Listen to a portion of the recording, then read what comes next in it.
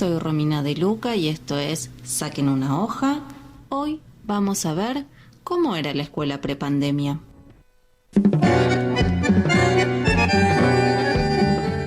Bueno, hoy vamos a pensar la escuela prepandemia, es decir, dónde estábamos antes del COVID.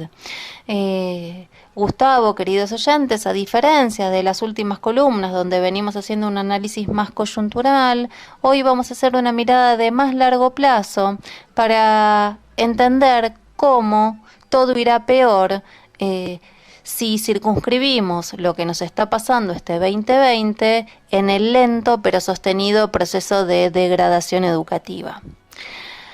Ayer lo escuchaba Alberto Fernández diciendo que estábamos como estamos, porque él había recibido un país quebrado, endeudado, con más del 40% de la población argentina pobre, realidad que se habría originado entre 2015 y 2019.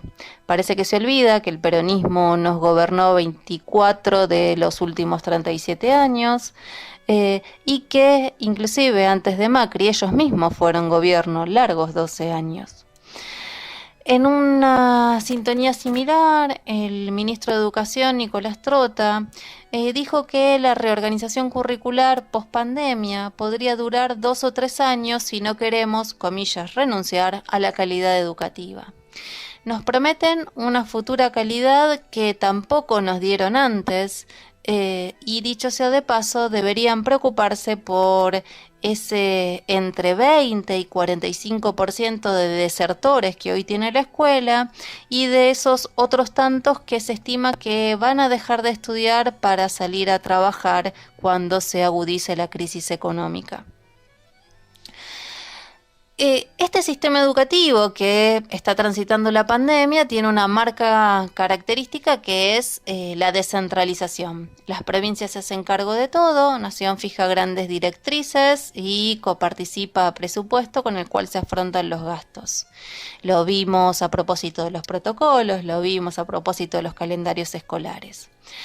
Lo cierto es que esta característica explica buena parte de los problemas del sistema educativo y también es cierto que no siempre estuvo estructurado de esta forma el sistema educativo. Yo sé, Gustavo, que Sarmiento no es santo de tu devoción, pero hay que reconocer que sus ideas fueron las que estructuraron el sistema educativo que hace mucho tiempo dejamos atrás.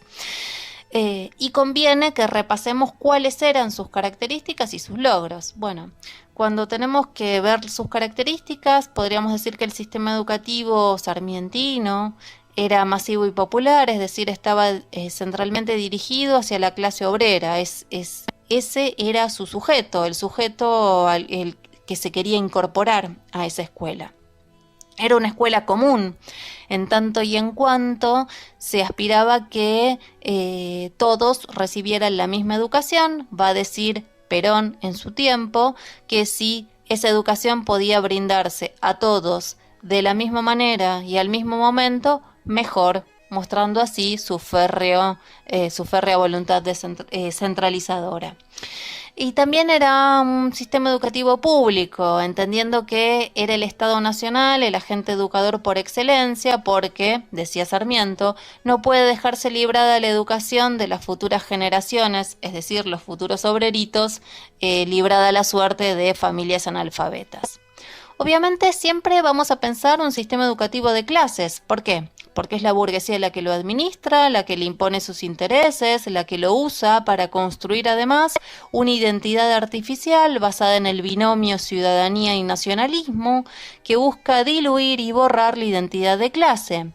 Y esto uno tiene una marca muy clara de esto cuando encuentra que si bien las bases del sistema educativo lo funda la ley 1420 allá por 1884, la maquinaria escolar empieza a crecer y expandirse a principios del siglo XX cuando empiezan a aparecer un sinfín de conflictos obreros.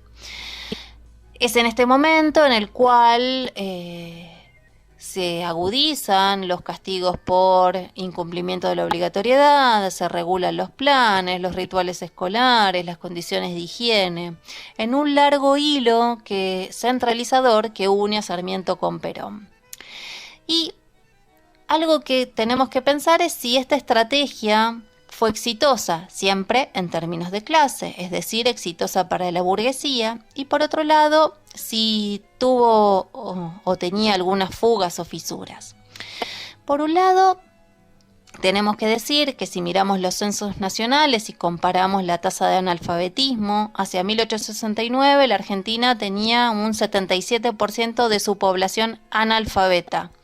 Para 1947 esa población había caído al 14%.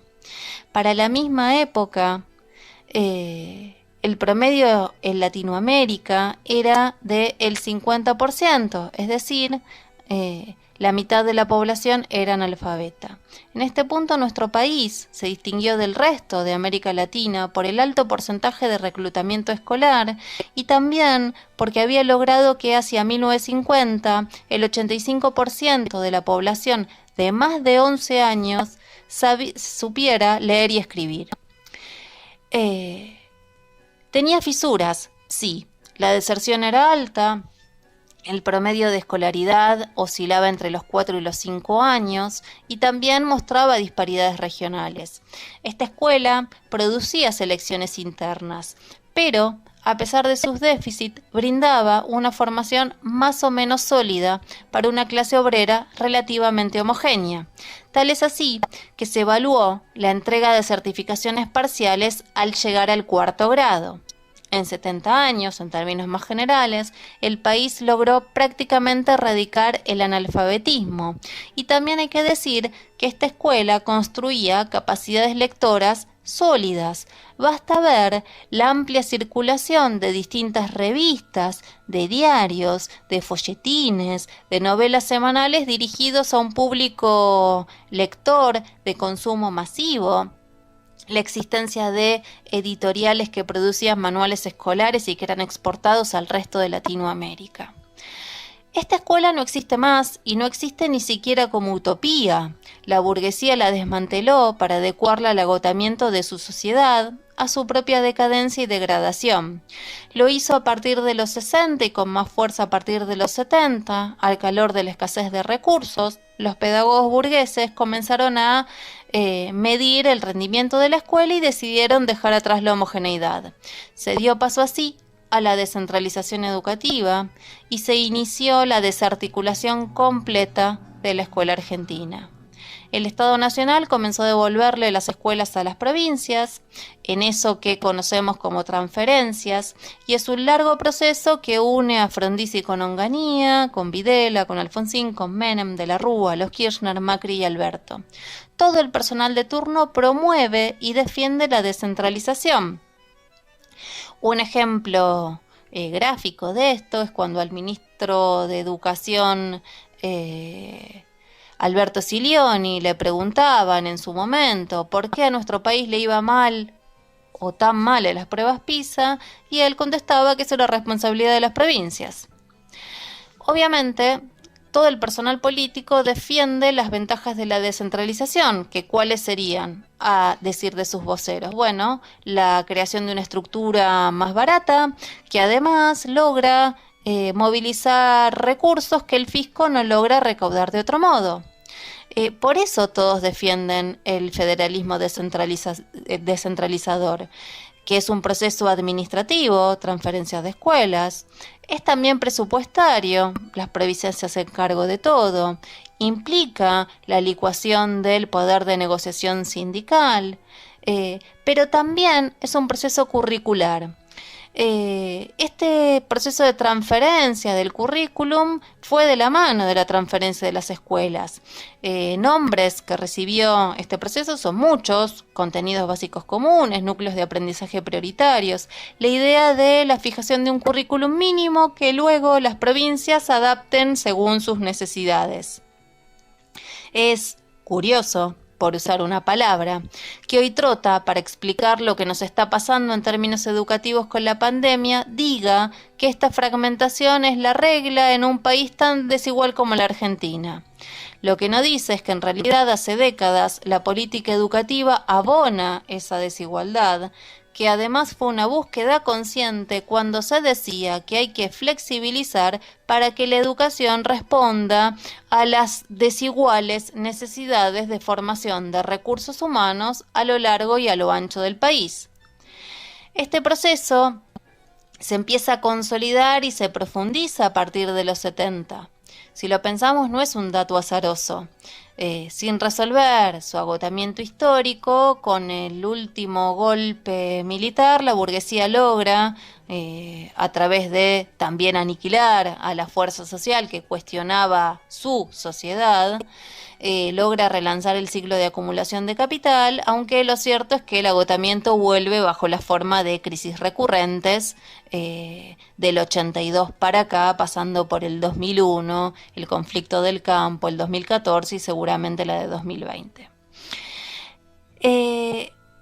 Este proceso de descentralización educativa coincide con la consolidación estable de distintos indicadores. Por un lado, la pobreza que desde los 70 o de los 80 para acá tiene un valor consolidado de un 30%, que obviamente no para de crecer y promete llegar al 50-60% en contextos de pandemia. La caída salarial, que se profundiza, y la desocupación más o menos abierta, más o menos encubierta. Fíjate que estamos tan mal que la panacea en términos laborales parecen los 60.000 puestos de trabajo que creará la cría de más de 100 millones de chanchos en la Argentina. Este horizonte social de degradación que suma desempleo, pobreza, desocupación, obviamente tiene correlatos educativos. Ese currículum mínimo que se fija a través de la descentralización da obviamente magros resultados. Ejemplos hay un montón. Por ejemplo, hacia el 2001 un informe de la UNESCO revelaba que los indicadores educativos de los 90 eran peores que los de la década del 60.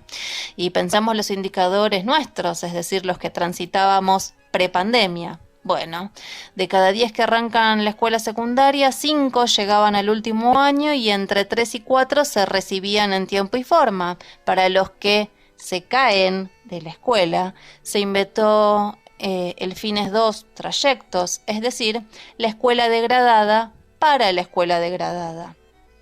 Y, a su vez, para intentar traccionar a todos adentro de la escuela, una táctica que vemos también hoy: el siga-siga, la instauración de bloques pedagógicos, la idea de que en algún momento del camino se recuperan los contenidos, pero sabemos que eso no ocurre y pese a eso, estas son las recetas que también se ponen en juego hoy. Por eso es que cualquier indicador que tomemos muestra que entre un tercio y un 40% de los alumnos no comprenden lo que leen. Estos indicadores son más crudos en las provincias más pobres del país, es decir, la degradación se expresa también de modo desigual.